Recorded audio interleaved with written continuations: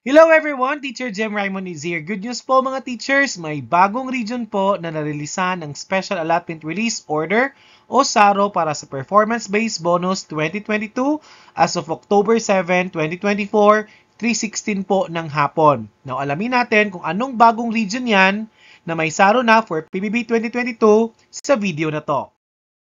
Anong region kaya ang susunod sa list natin na may SARO na for PBB 2022? Bago po yan, ito po yung additional school from Region 13 or DepEd Caraga Region ang nakareceive po ng SARO for PBB 2022 last October 4, 2024. Ito nga po yung Nasipit National Vocational School. Now, ano nga ba yung bagong region ang nabigyan ng bagong SARO for PBB 2022 from DBM?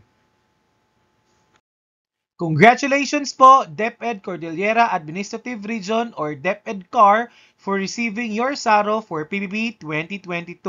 Now, tingnan nyo po ng mabuti kung yung SDO nyo po or Schools Division Office nyo po at yung schools nyo po ay nasa list na nabigyan ng SARO for PBB 2022 from Cordillera Administrative Region.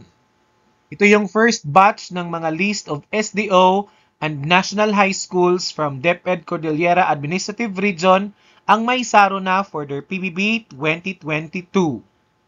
Nasa Division Office na po yung mga SARO for elementary schools for DepEd CAR.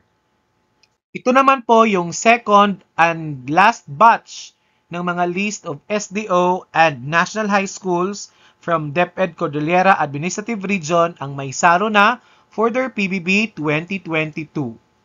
Now, please stay tuned po on my channel. I'll keep you updated if may SARO na po ang SDO nyo or National High Schools for PBB 2022.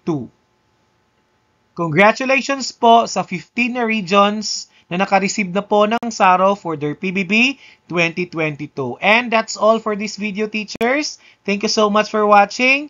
Till next time. Keep safe, everyone!